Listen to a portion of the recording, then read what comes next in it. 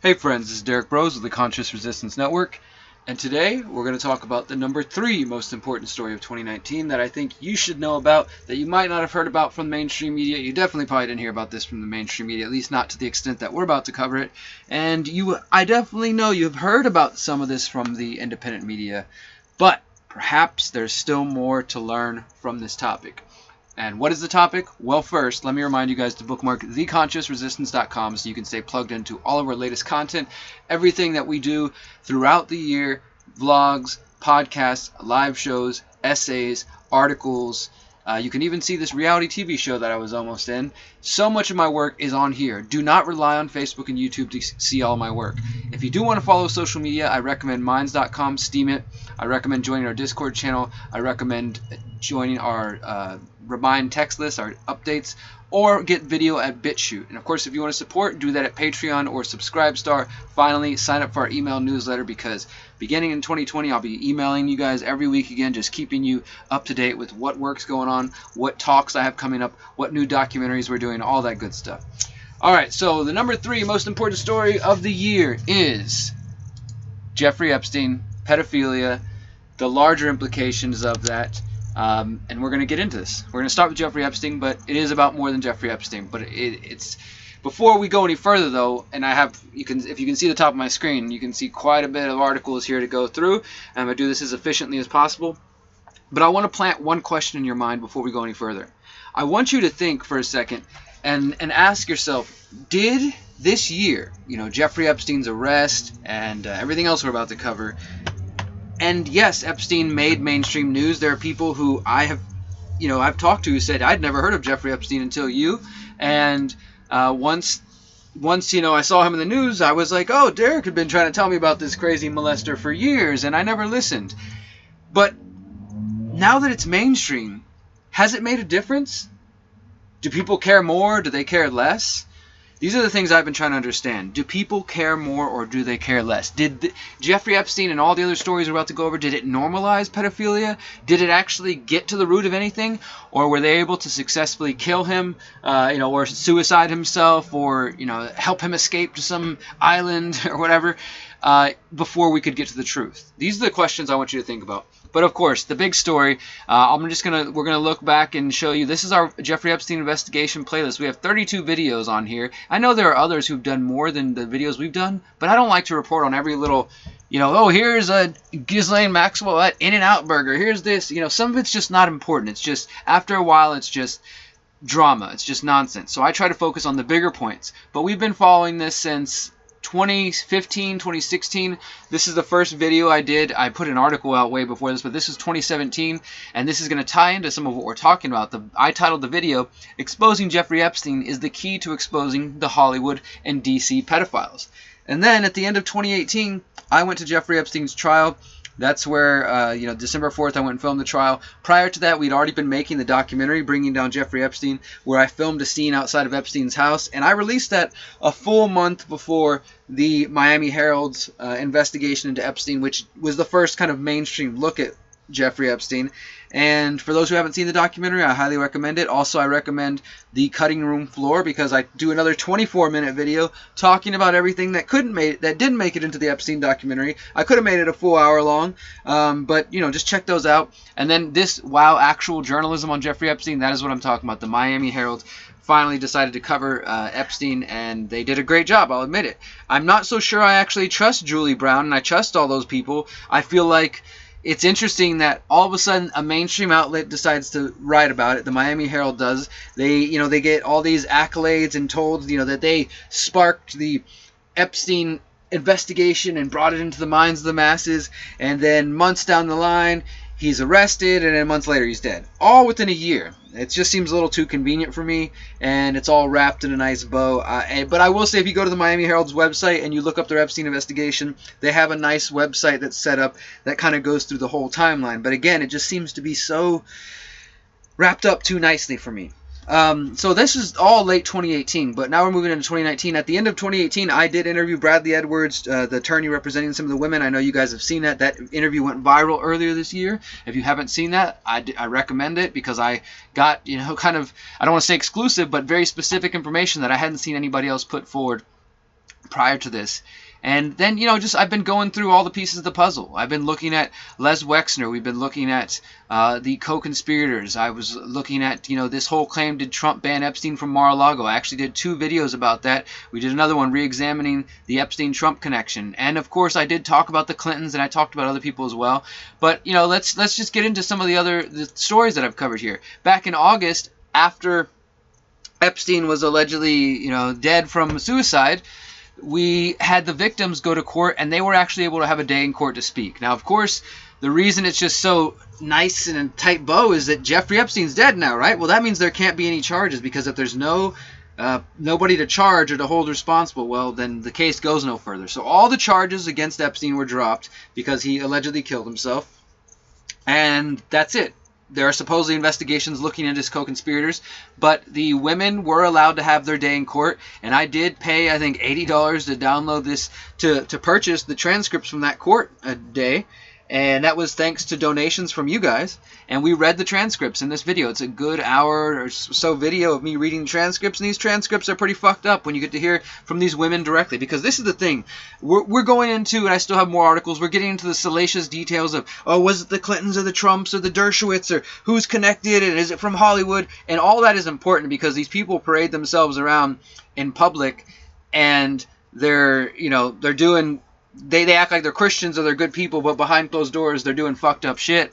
But the real people, I think, that matter are the victims. The victims, the women who were abused as young girls and now are grown women and who are speaking out. Like, yeah, it sucks that Jeffrey Epstein's dead and there's no real justice, or he's, whisked away or whatever.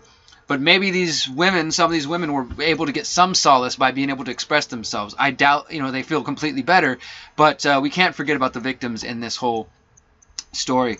Then we move on to the clearest evidence of Jeffrey Epstein works with Israel. And this is something that I've been looking at for a while. I'm not going to say I'm the first one, but definitely we were talking about it before the mainstream. Now it's pretty commonly accepted in the mainstream that Jeffrey Epstein was an intelligence agency. I mean, it's just, even mainstream outlets are talking about that. Like I said, we were looking at this a couple of years back, saying that Jeffrey Epstein's the key to exposing the Hollywood and the DC pedophiles, and understanding that. But not so many people were talking about the Israeli connection, the intelligence connection. Now, there's an article I wrote for The Mind Unleashed back in, again, December 2018. This would be back around the time that the Miami Herald's investigation first began, and I kind of noted this. And then I also went to the trial where Jeffrey Epstein settled out of court, and we covered that whole situation. These are my pictures these are all Jeffrey Epstein's vehicles. If you've never seen these are boxes and boxes of evidence related to the case. Here's all his residences, his private planes. And yeah, so I was able to go out there and live stream and document the whole case, but at that point nobody was really talking about the intelligence connections. We were ahead of that before many people, and I wrote this article in July 2019. People think Epstein was a spy for an intelligence agency, and they might be right. And I recommend looking into this, looking at Robert Maxwell, Ghislaine Maxwell, the Mossad, looking at Leslie Wexner, the Limited, Victoria's Secret, and the Mafia. I've talked about these in different videos, but this is an article form, and it's a deep rabbit hole. But again, Jeffrey Epstein was only one piece of this puzzle. They had him at the center of it for one reason or another, but Leslie Wexner and some of these other co-conspirators, like, say, Jean-Luc Brunel, they're still out there. This is Jean-Luc Brunel, who was the guy who was the founder of the M2 modeling agency, who also has been accused by different models of molesting them and sexually assaulting them over the years, things like that. And yeah, these are the people that we need to find. I told you guys, some of you the other day in one of the other videos, I mentioned that I'm actually working on a video for the new year called the Modeling to Pedophilia Pipeline, because, through people like Jean-Luc Brunel, the Victoria's Secret fashion shows with Les Wexner, even Donald Trump, he owned the pageants and the fashion shows. All these people who are surrounded with the pedophilia and the child abuse are also seem to have some connections, even if not directly, but through associates, to modeling agencies, to fashion shows and to runways because it's an easy way for them to recruit these young girls and young boys even. We can't forget that young boys are also abused. So now that Epstein's gone out of the picture, for the moment, we need to focus on Jean-Luc Brunel. This is what we said in September. We also talked about zeroing in on Epstein's co-conspirators, of course, Ghislaine Maxwell, and in recent days, the FBI and others have been claiming that there is still investigation going on, so there may still be hope. This was just reported a couple of days ago that Reuters said exclusive FBI says they're looking into Ghislaine Maxwell. They did not say they had anything going on about Prince Andrew, but we know that Prince Andrew's still out there. And again, other co-conspirators. Bill Clinton. We did this video back at the end of December 2018. Just Epstein, Dershowitz, and the Spacey connection. Looking at Dershowitz and Epstein. I mean, I really recommend going back and watching this because honestly, I can't even remember everything I covered in this, but I know that there's details in here that you need to know about Epstein, about Dershowitz, and just leaked information and allegations. And around this time, Christmas, this is Christmas Day 2018, Kevin Spacey, playing the character Frank Underwood, puts out this weird-ass video, Let Me Be Frank, and then we have the video commentary from the guy who said he directed it. It's really an interesting, weird story, but of course the reason this was weird is because Kevin Spacey, who's associated with Bill Clinton, who also flew on the Lolita Express and was associated with Epstein, is this Hollywood actor who also himself was abused as a child, and he played Frank Underwood on The House of Cards, and Frank Underwood is supposed to be like this real-life version of a politician who kills people and is just brutal and all this crazy shit. He puts out this video in character, and he's not even on the show anymore. The show's over, but he got kicked off the show because of the accusations, and then he comes in character and really just acts weird and crazy. And, it's just been one weird year for him. But recently, check this out, Ari Ben dies at 47, marking the third death this year of a Kevin Spacey accuser. This is just reported in the last couple days. Our author Ari Ben has died, making the third passing in 2019 of a person who publicly accused actor Kevin Spacey of sexual misconduct or assault. The 47-year-old, who was previously married to Norwegian Princess Martha Louise, died by suicide on Christmas Day. And they said it was with great sadness in our hearts that we, the very closest relatives of Ari Ben, must announce that he took his own life today. We ask for respect for our privacy in the time to come. Now, it's Christmas. People kill themselves on Christmas. And maybe he was sad, but, it's just interesting that, as they said, the third passing in 2019 of somebody who publicly accused Kevin Spacey. His death comes 2 years after he spoke openly on a Norwegian radio station about an alleged encounter with Spacey. I have a little Me Too story about Kevin's story. Kevin Spacey, he said in late 2017, becoming one of 15 individuals to come forward with accusations against Spacey. We were having a nice chat where we spoke about theater and drama and the little theater, the Wick. We had a good conversation sitting beside each other, and after 5 minutes he said, "Hey, let's go out, have a cigarette." Then he grabbed me under the table right in the balls. Ben was one of the most high-profile people to speak about Spacey. Many of his other accusers were anonymous, including several House of Cards staffers, and at least one accuser was underage. Earlier this year, Spacey whistleblower Linda Colkin died at 59 after being struck by a car. Now that doesn't sound like an accident, huh? Months later, a massage therapist who accused Spacey of sexual battery and assault also died suddenly. The criminal case against Spacey has all but dried up. LA prosecutors shut down the case after the accusers died, and separately, Massachusetts prosecutors have dropped the criminal case related to an incident with a then teenager. Other people decided, there was at least one other case where somebody just decided to just drop it. And Spacey seemingly considers himself in the clear and released another Christmas Day video saying, the next time someone does something you don't like, you can go on the attack. But you can also hold your fire and do the unexpected. You can kill them with kindness. Like, what the fuck is up with this guy? He is probably a psycho, and he's hanging out with psychos. And, again, accuser dies by suicide day after actor posts kill him with kindness video. And going back further, I want to show you guys this one we did 2 years ago, just to show you that we've been on this. We've been paying attention to this. Sexual abuse pedo news from November 2017. Corey Feldman, Sylvester Stallone, and Joe Biden. Look at all these fucking creepy pictures of Joe Biden. We talked about Corey Feldman. I haven't checked in with Corey Feldman in a while. I don't know what he's up to or what's going on. If anybody else does, leave a comment, let us know. But at the time, he was speaking very openly about what was going on with child actors and pedophilia and the whole Hollywood thing. And look, I got friends who work in different industries and people who've told me things, that it's a lot more prevalent than people realize. And I'm in Houston, which is supposed to be a hub for human trafficking. I think people don't realize how much sex work is going on. And there's a difference between legitimate, consensual adults exchanging money for sex. And look, you don't have to agree with it, but that's just a reality. If you can't sell your body for sex, then you don't own yourself. You're not free. But there's a difference between that and abusing children who are too young to be able to be emotionally mature and to know what the fuck's going on. But Corey Feldman at the time was speaking very openly, and it says former child actors back Corey Feldman but say they're too scared to come forward and fear for their lives. Then there was this interesting one, Misty Upham, who I think is an actress, a native actress, and she spoke out talking about Harvey Weinstein, and she interestingly says some stuff, though. She says, sure, you now have found a sexual harassment poster boy in Weinstein, but that we can martyr to will ease the conscience of a high society for a while. But this is not an isolated incident. This is an institutional problem that exists in many organizations in corporate America, religious orders, law enforcement, politics, education, federal, state, and local governments. The victims are not just women, they are men, elderly, mentally ill, children, male and female, of all races, and even animals. My daughter, Misty Upham, was a victim of rape by a Weinstein executive in 2013 at the Golden Globe Awards. This is being posted by Charles Upham, which I'm guessing it's his daughter, obviously. The rapist forced her into the men's room and had his way while other men in formal wear cheered him on as if he were chugging a beer in a contest.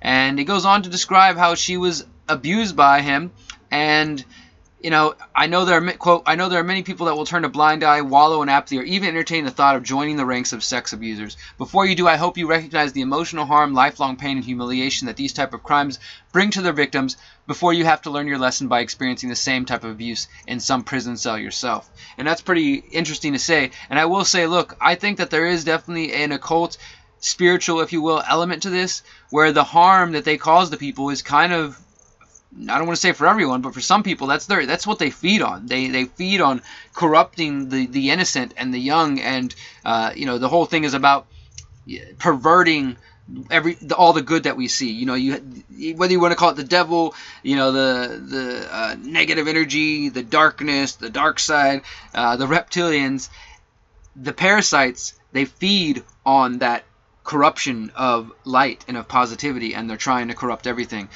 Then Sylvester Stallone accused of masturbating in front of a minor, having group sex with, and masturbating in front of a minor. This is, of course, after we heard about Bill Cosby, Harvey Weinstein, and all these other people.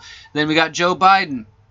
Then a congresswoman at the time said that taxpayers, this was a couple of years ago, paid $15 million to silence sexual abuse victims of politicians. It's happening so fucking much that there's been $15 million paid out, and it's just in the last, I think, 10 years. Yeah, just in the last 10 years, $15 million to pay off victims of sexual assault by politicians. And then, of course, the authorized downfall of Harvey Weinstein is pretty good. Harvey Weinstein, however you say it.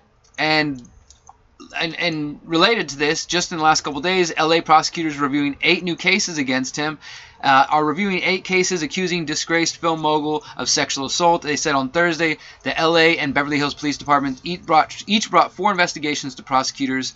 They will decide whether to move forward with the investigation. No charges have been filed. He did not know about the allegations or when the cases were presented to prosecutors.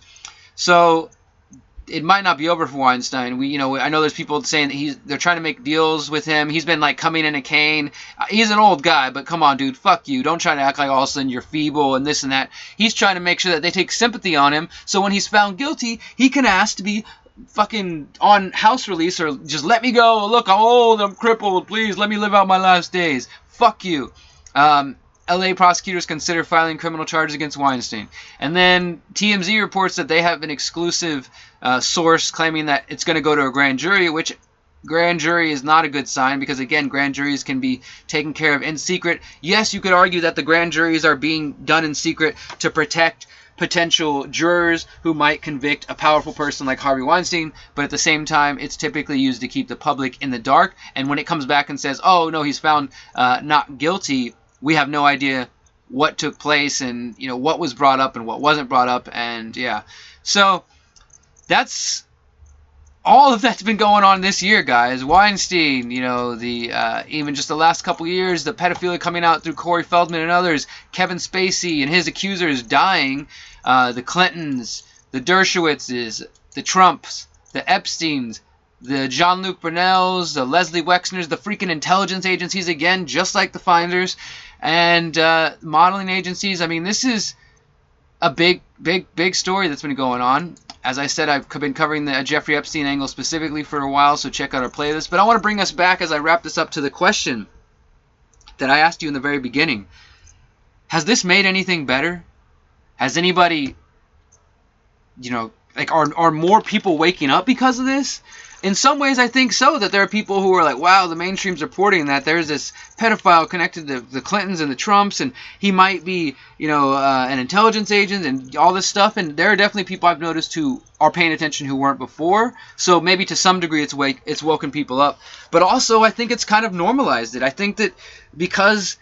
And you could argue that the impeachment and all that crap is really just a distraction from these types of stories, which I would say is true. That there's, no matter what story you choose, somebody's going to say it's a distraction from another story because we all have different specific interests and whatnot. But it is interesting that when this gigantic story is being exposed, connecting all these powerful people to someone like Jeffrey Epstein, you have impeachment obsession, you have Ukraine obsession, and all this just constant distractions. So I don't know if it made anything better. I mean, the reason I think this story is important is not because it was completely ignored by the mainstream. They did cover it. I don't think they covered it as deeply as they could have, obviously. And again, as I said in the last video, it's all about context. They could make it clear. They could write articles saying, Jeffrey Epstein points to the fact that we have pedophiles involved in people, in powerful positions. What are we going to do as a society? But instead, they play it down. And so I don't know. I don't know that it made anything better. Did it just make it where people accept that it's happening, but nobody's doing anything about it? Because to me, the whole reason to have revelations of new information and to gain knowledge and to continue to be a truth seeker and to digging is to wake the fuck up and do something about it. How many of you are awake and have known about Epstein for years, but when's the last time you printed out a flyer, you made a video about it, you talked to your family, your friends, your neighbors, or anybody about this stuff? I know some of you. So if this doesn't apply to you, then don't be upset.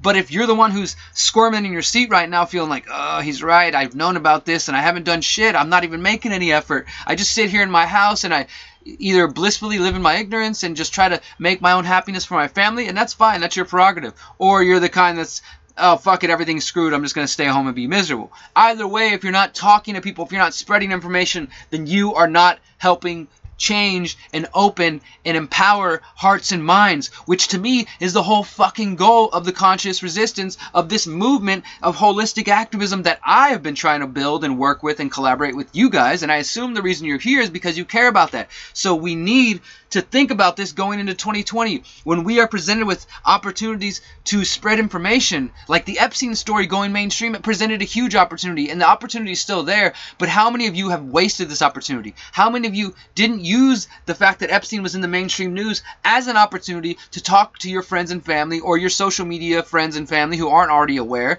about this? Am I making any sense? Is any of this making sense?